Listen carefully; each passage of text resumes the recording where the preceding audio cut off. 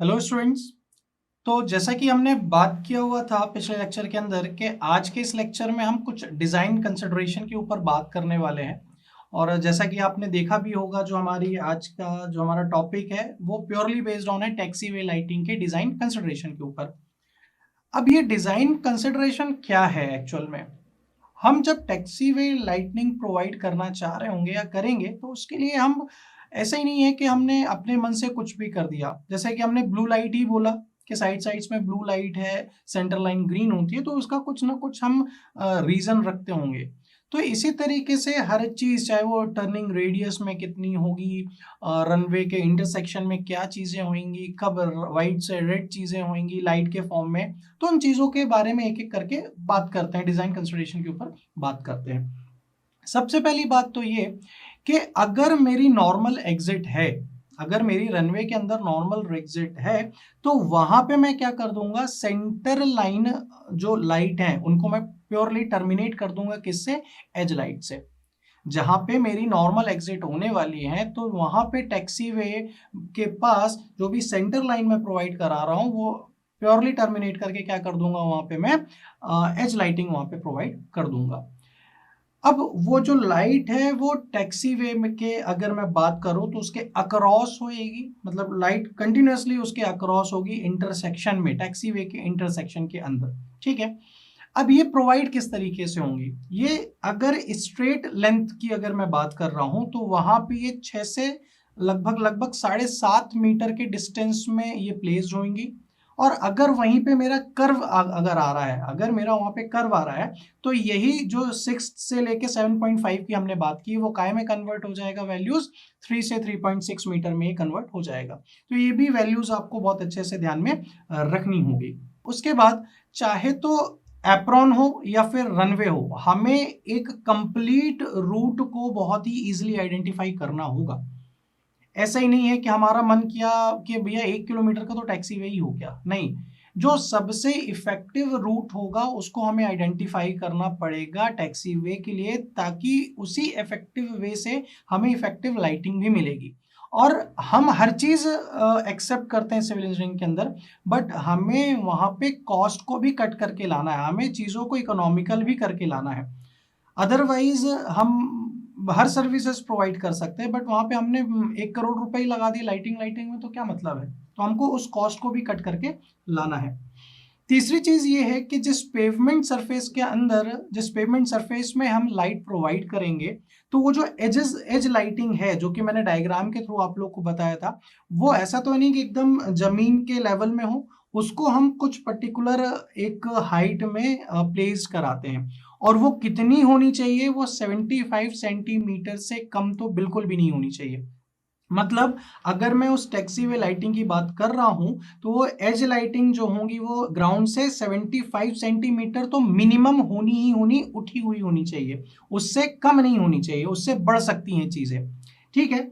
जब मैं टैक्सीवे के सेंटर लाइन की मैं बात करता हूं, तो वो जो मेरी लाइट है वो कैसी होनी चाहिए? ग्रीन होनी चाहिए, जबकि बाउंड्रीज पे, एजेस पे वो कलर क्या होएगा?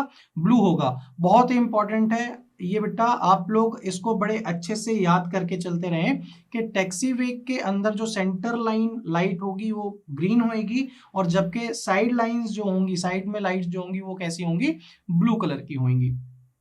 उसके बाद जब रनवे के नज़दीक हम आते हैं, एग्जिट के पास आते हैं, तो वहाँ पे हमारी लाइटिंग कुछ इस तरीके से होनी चाहिए कि पायलट को 300 से 400 मीटर पहले ही, जिस मोड़ पे उसको टर्न करना है, वो पहले ही पता चल जाए। तो हमको लाइटिंग का ध्यान, या फिर उसका अरेंजमेंट, उसकी इंटेंसिटी, इल्यूमिनेशन, या फिर उसका फोकस कुछ इस तरीके से रखना है, ताकि पायलट को 300, कहीं-कहीं आप 300 से 400 देखेंगे, किसी बुक्स में आप 350 से 400 देखेंगे, किसी गूगल पेपर में आप 360 से 400 मीटर भी देख सकते हैं। वो डिपेंड करता है अलग-अलग एजेंसीज़ या फिर अलग-अलग लोग किस तरीके से उसको करते हैं। बट जो आईसीएओ की जो गाइडलाइंस है उसके अकॉर्डिंग 360 से लेके 400 मीटर तक होना चाहिए। उसके बाद आपकी जो क्रॉस सेक्शन है, या फिर जो रनवे टैक्सीवे की जो क्रॉसिंग है या फिर इंटरसेक्शन है, जहाँ पे ये क्रॉस कर रहे हैं एक दूसरे को, जैसा कि इंटरसेक्शन आपको पता है कि जब दो या दो से ज्यादा व्हीकल या फिर कोई भी चीजें जब क्रॉस करती हैं एक दूसरे को तो उसको इंटरसेक्शन बोला जाता है। तो इंटरसेक्शन भी बहुत ही अच्छे तरीके से क्लियरली मार्क्ड होना चाहिए कि उसकी मार्किंग हमें दिखे।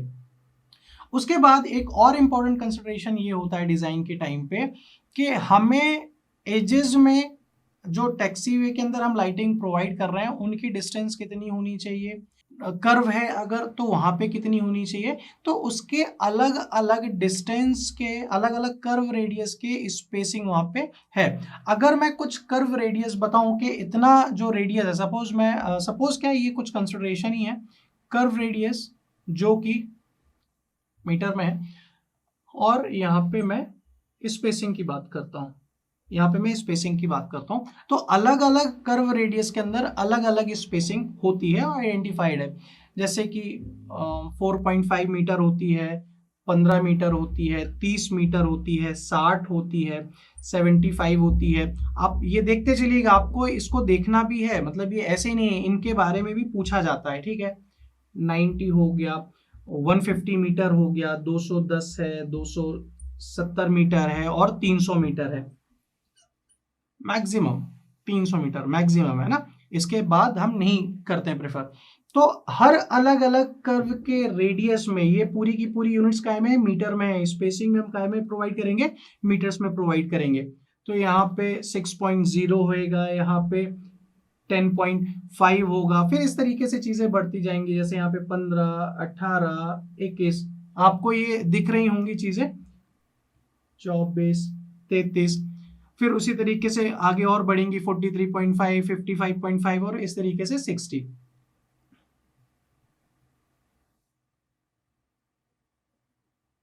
तो ये बहुत ही इंपॉर्टेंट है बेटा कि जब इंटरसेक्शन हो रहा होगा या क्रॉसिंग हो रही होगी तो ये अलग अलग कर्व रेडियस के अंदर ये अलग अलग स्पेसिंग आप प्रोवाइड कराओगे लाइटों के बीच में। तो ये बहुत इंपॉर्टेंट है, आपको याद रखना होगा। उसके बाद टैक्सीवे के अंदर आपको सिर्फ लाइटिंग तक ही सीमित नहीं रहना है या मार्किंग तक ही सीमित नहीं रहना है, आपको वहां पे एक उपयुक्तता अनुसार एक गाइडेंस भी वहां पे प्रोवाइड करानी होगी। गाइडेंस इन द सेंस कि भाई मार्किंग्स तो हो ही गई हैं, वहां पे साइंस होने चाहिए, सिग्नल्स होने चाहिए, ताकि एक स्मूथ फ्लो आपका बना रहे। अच्छा, उसके बाद टैक्सी वे जो है वो एकदम क्लियरली आइडेंटिफाइड होना चाहिए ताकि कोई भी पायलट उसे रनवे से मैचअप ना कर सके। मतलब मैचअप का मतलब है कि भाई एक एयरक्राफ्ट वाला जो पायलट है वो तो रनवे में ही उतारेगा, है ना। बहुत एक्सट्रीम कंडीशन होती है जब हम टैक्सी वे में उतरते हैं, बट हमें रनवे और टैक्सी वे को कुछ इस तरीके से डिजाइन करना है कि पायलट को कंफ्यूजन ना हो और वो सही तरीके से इसको ना रोल अप कर सकते हैं या फिर लैंड या फिर टेक ऑफ करने के लिए प्रॉपर गाइडेंस उसे मिलती चले।